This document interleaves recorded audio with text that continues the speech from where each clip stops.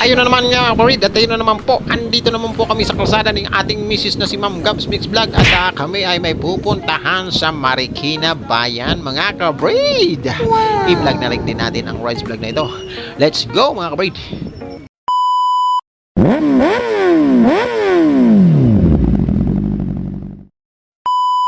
And so, gano'n naman po mga kabrid, magandang gabi, magandang araw sa inyo lahat dyan, yung mga nakatambay dyan at kumakaway-kaway at sumusuporta sa aming mag-asawa at sa kay GPC Backyard, magandang araw po sa inyo! Ito na naman po kami mga kabrid, maglathala tayo dahil ito po ay isang uri ng ride vlogs. Ang makikita po ninyo ay ang isang uri ng paglalathala sa pagbabiyahe. Pagbabiyahe ng gamit ang motor sa isang safe at maayos na pagpapatakbo mga kabrid. At ito, ang pakay namin mga kabrid ay may pupuntahan kami doon sa bayan. Ito ayuda mga kabrid. So ayuda, siyempre, kailangan na paspasiro ka dapat. Pero dahil maayos tayo magmaniho, tayo ay chill-chill lang sa pagmamaneho. So ito, lagi kong ini-explain sa inyo na ang kalsada ay huwag mong gawing racetrack mga kabrid. Hindi naman paunahan yan dyan mga kabrid. So ayan o, nakita nyo naman mga kabrid, inalagpasan lang tayo. So tamang patakbo lang tayo. Tamang chill dahil napakadulas po ng dahan. Dahil po, kasalukuyan po tayo ang nasa bagyo mga kabrid. Meron tayong bagyo mga kabrid. May positive tayong bagyo. So tayo ay siyempre, kahit hindi tayo nakapagtapos, kailangan kahit papano tayo educated pagdating sa pagmamaniho. So ayan na, nagkanda-double na mga kabrid. So ayan o, siyempre, it is not the diploma, it is not the that tells you about being educated pagdating sa mga bagay-bagay. May mga taong walang pinag-aralan pero napaka-disiplinado pagdating sa kalsada. So sana tayo doon mga kabrid. Sana lagi lang tayong ganito. Lagi na nasa isip natin na dahan-dahan lang. Kasi mahirap makipaghalikan dyan sa kalsada pag nagkataon. Mahirap magkarambula, mahirap makipag-unahan, mahirap masampahan sa likod ng iyong motor mga kabrid. So yan ang iniisip ko lagi mga kabrid, yung mga patipong paliko mga kabrid. Mahirap dyan mag-split ba? Dahil sa medyo aanga ka, tatanga-tanga at medyo may kayabangan ka mga kabrid. So tamang-tama lang dapat. Tamang chilang, tamang patakbo, and tamang piga-piga lang dun ba sa gas mga kabrid. So tuloy-tuloy lang tayo. Pupuntahan namin, dumaan kami dito sa Marikina, isang subdivision. So tayo po ay nagpalagay ng sarili nating sticker para meron tayong passes sa sa subdivision na ito. Ito po ay shortcut papuntang Marikina Bayan, tapos papuntang pag-ride siguro kung mga 10 kilometers po ang aming babiyahin, balikan, which is 20 suma total mga kabrid. So ayan maraming salamat sa mga patuloy na sumasabay dyan at syempre laging safety lang, and safety ang laging nasa isip natin. So syempre maraming salamat, magpapasalamat po tayo sa ating mga kaibigan dyan mga kabrid, ang ating patuloy na sumusuporta. Syempre uunahin natin mga kabrid ang ating mentor na magbe-birthday na po mga kabrid. So sa mga may bakante dyan mga kabrid, explain ko sa inyo, may mga bakante dyan, mayroong panahon, mayroon pong magagandang balitang parating sa ating mentor na si Sir Jun Rocaberti mga kabrid. Si Jun Rocaberti ay mayroong 4 na channels. Yes! Siyempre, Merkules, Huwebes, Viernes at saka Linggo. Siyempre, unahin natin yung Merkules na, ang kanyang Jun R. Mix Vlog na YT. So, makikita nyo dun sa And then, ang pangalawa niya ay ang pang-Huwebes niya na si The Entertainment Hub, mga kabrid. Tapos, siyempre, pangatlo niya, which is ang yung main channel niya, Jun Rocaberti po, mga kabrid. Jun Rocaberti po ang yung likod, mga kabrid. At siyempre, pahinga tayo ng Sabado.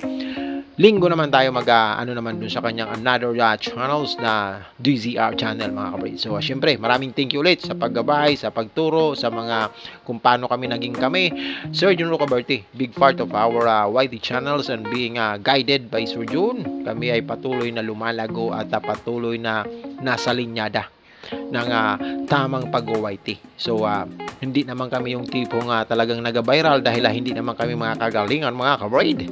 At least nasa tama kaming landas. Dahan-dahan, tuloy-tuloy, basta nasa tama. Aanhin mo naman yung tipong nag-viral ka tapos mapapalo ka ni Lolo. Aray. Kabrid. So ayan, tuloy-tuloy lang. So mga kaibigan natin, siyempre mga ka-team namin mga kabrid, ang ating si Madam Irene Jordan, which is nagpi-premiere po yan ng 7:45. So kanina, bago itong nakikita nyo, nag-premiere yan ng 7:45 kasi sunod ako sa kanya which is 8 PM ako. GPC Backyard 8 p.m. Gabs Mix Vlog 8:15, at syempre ang ating si Madam, ang ating kagalang-galang na si Madam Lolet Life and Travels, mga kabrid.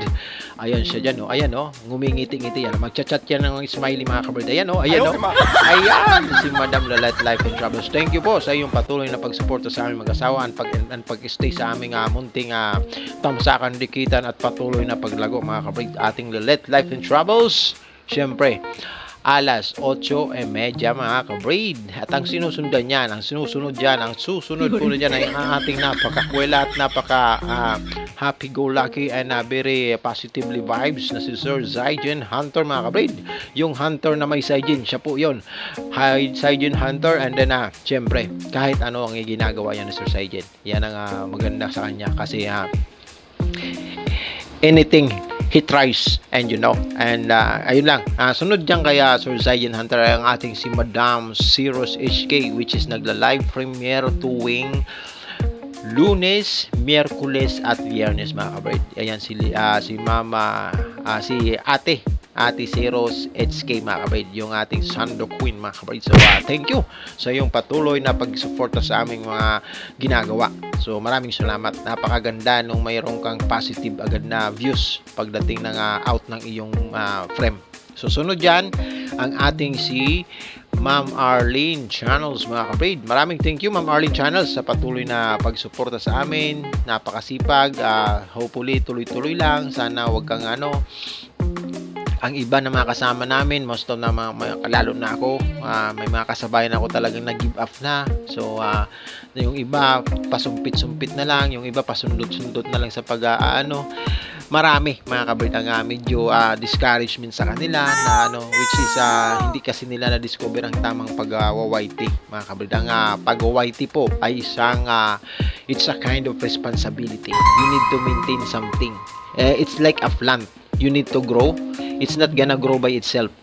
You should water it with some kind of lots of videos to grow. The more you upload good videos, the more it will grow and it will bear fruits or flowers, mga kabid. So ang next dyan kay Ma'am Arlene ay ang ating si Sir Rick Chicken Explorers out there and from New Mexico. Thank you, sir, for always visiting on us and our small team, and hope you stay and hope you get monetized together with Ma'am Arlene and Ma'am Irene, and then you, Sir Chicken Explorer. We always here to support you whenever we have an available time. So for us to grow, we need to build regular connection to each other. So thank you. Like I said, this channel is like a small plant. It will not grow by itself. So you need to water it with some kind of good videos, almost shorts, everything. You need to encounter. You need to discover things on how you grow your own channels like plants. The more you focus on it, the more you take care of your plants, the more it will grow healthy, like the plants, like the YT. So thank you. That's a friendly advice. Although I am my YT is not good just right now. I got lots of arrow down. You can check it in White Studio. I don't really care for myself because I can make it. I think I could do something to reach it out again. The priority is the friends and all the team and all of my team to reach it. I want them to be prioritized. So I keep on supporting whenever I had time. I always make something to have time for us, for them, and for the team. So thank you for always supporting to us. And ito na, mga kabrid, nahirapan tayo. Ang tagal nating makalabas dun sa pag-English, mga kabrid. Medyo nag-ano tayo dun, nag-nguyit pa. So ito na, tuloy-tuloy na tayo. Ito na po. Dahil po kasagsagan po ito ng rush hour, mga kabrid. You know rush hour, the rush hour in the Philippines is like 6 to 8 something, 6 to 9. That's the rush hour. Although we do the shortcut passing through the subdivisions here in the Marikina, traffic pa rin. So talagang lalo na siguro sa Marcos Highway or sa main road, lalo na siguro. Dito mag-traffic man yan, mag-open road man yan, ang importante na may maintain mo ang disiplina sa sarili sa pagmamaneho. Ang importante, kung hindi naman tayo napapano, kaya immortal tayo, bakit natin anuhin yan mga kabrid, di ba? Magpaspasiro ka kung immortal ka mga kabrid. So tayo naman is talagang mahal natin ang buhay natin, may umaasa sa atin, bukod pa doon, baka makadamay pa tayo. Tamang chill lang tayo, tamang kwento, patakanta-kanta lang tayo, and then nakakarating naman sa kasanayan natin sa pagmamaneho. Kahit konting panahon lang ng pagmamaneho natin, 6 years mahigit, 10 years mahigit, or kung ano-ano pa man, andun pa rin yung presence of discipline, the presence, the self-discipline, mga kabrid, yan ang kailangang ma-maintain natin. So maraming salamat sa patuloy na sumasabay dyan. Yung laging nandyan, mga kabrid, yung very supportive, yung mga kaibigan natin mga kabrid, yung tipong sinisingit natin sa playlist. So kung lagi kang nandito sa aming team, napapansin ko yan, ay hindi ako tumitingin sa mga frame videos almost. Tumitingin ako dun sa chat. Lagi akong nag-check dun. Although hindi nyo nakikita yon, lagi ho akong nag-check kung sino-sino yung nandyan. So kasi bakit ko laging chinecheck mga kabrid? Dahil sinisingit ko yan sa playlist. Although kahit hindi ko naman yung ka-team, hindi naman friend lang yan, and we almost have lots of friends here, pero binibigyan ko sila ng pasasalamat. During the replays, I replay also the latest videos. Kagaya ng nakaraan, sila Ma'am Gemma Mix Vlog and Winnie De Leon and Nelson Mix Vlog, yan sinisingit natin, nagkaka-extra view sila dun sa playlist natin. So halimbawa 6 kami, so nagpa-plus 6 siya, nagpa-plus 6 or something. So halimbawa ngayon si Just Ellis tsaka si Sir Dennis Vlog naman ang ipi-play, nagkakaroon sila ng ganung pasasalamat, which is kulang pa.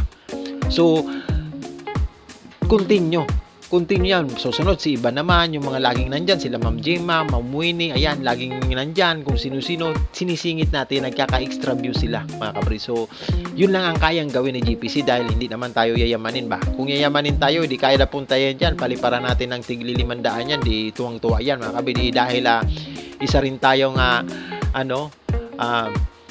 stone hater mga kabrid, yung mahirap na nila lang ba mga kabrid, tamang lang tayo, bumabawi tayo dun sa mga support na sinasabi. So yun naman talagang pinakamahalaga para yung healthiness ng kanilang channel mga kabrid is natutulungan natin. Maraming salamat, hanggang dito na lang, and then hopefully mga kabrid, lagi lang po kayong nasa maayos na kalagayan. Thank you po, and then God bless po sa inyo.